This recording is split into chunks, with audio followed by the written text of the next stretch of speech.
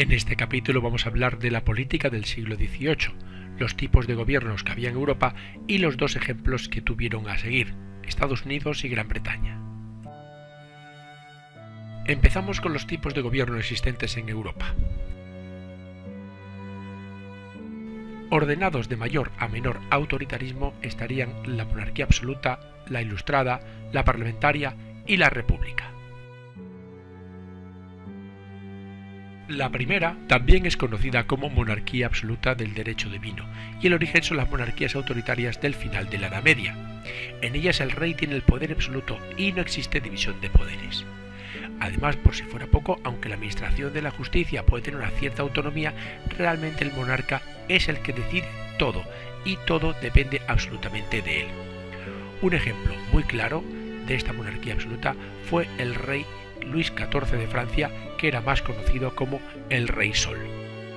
La segunda es la monarquía ilustrada o despotismo ilustrado, que surge en la Europa de la segunda mitad del siglo XVIII. Es una especie de monarquía más light, porque incluye ciertas ideas filosóficas de la Ilustración.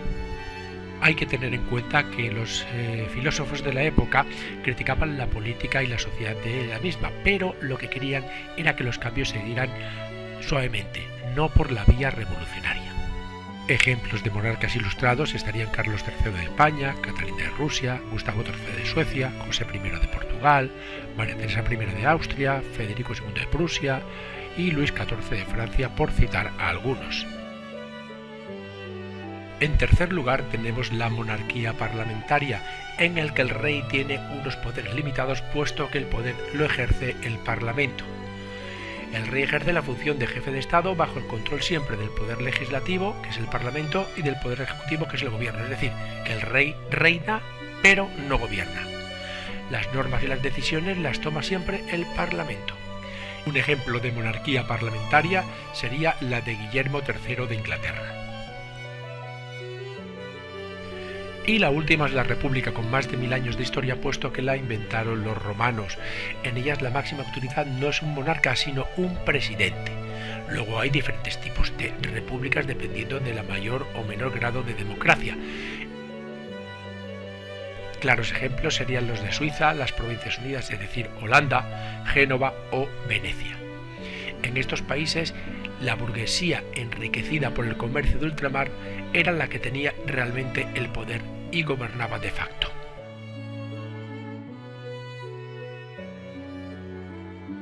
Los sistemas parlamentarios británico y norteamericano constituyeron un modelo para el pensamiento ilustrado.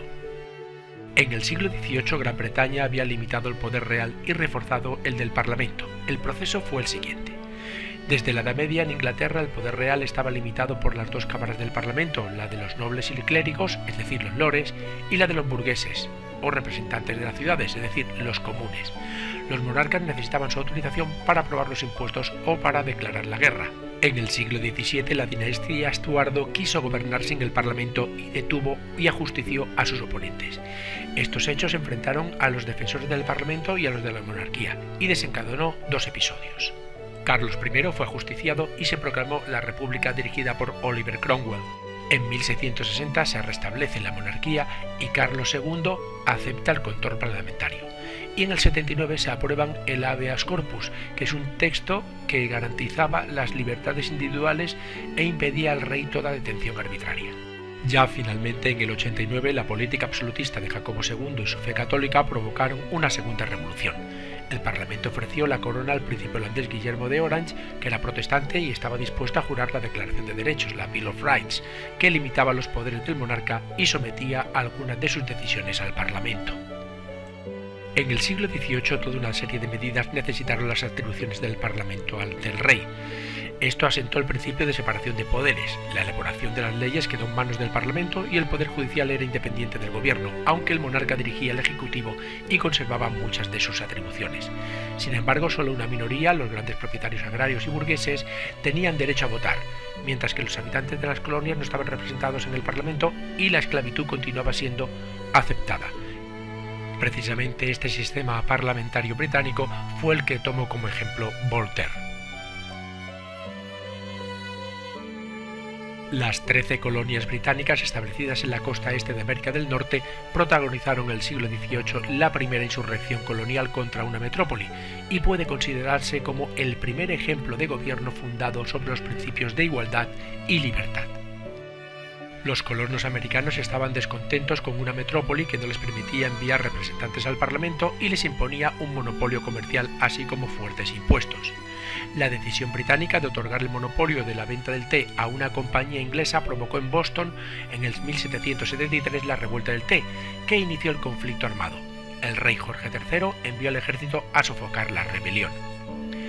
Para reforzar su posición frente a Gran Bretaña, delegados de las 13 colonias reunidos en Filadelfia redactaron la Declaración de Independencia de los Estados Unidos de América el 1 de julio de 1776, que expresaba el deber de los gobernantes de respetar los derechos inalienables del pueblo. La guerra contra Gran Bretaña fue larga y cruenta, y tras la derrota de Yorktown, esta reconoció la independencia en 1783. Los nuevos Estados Unidos de América redactaron una constitución que fue la primera escrita de la historia. Poco después, en el 89, George Washington fue proclamado el primer presidente. Los fundamentos de este nuevo sistema fueron los siguientes. La Constitución americana estipulaba la separación de poderes, además establecía un gobierno republicano encabezado por un presidente, y este era elegido por los ciudadanos y gozaba de amplios poderes. También se implantó una estructura federal del Estado. Y la Constitución se complementaba con una declaración de derechos que garantizaba la libertad de religión, prensa, expresión, reunión y el derecho a ser juzgado por un jurado. Asimismo, nadie podía ser privado de su libertad, de su vida o de su propiedad sin un procedimiento judicial adecuado. Esta Constitución sigue vigente hoy en día y se ha ido complementando y actualizando mediante la añadidura de enmiendas. Y esto ha sido todo. Muchas gracias por escucharme y espero que te haya servido de ayuda. Para más información entra en youcan.com.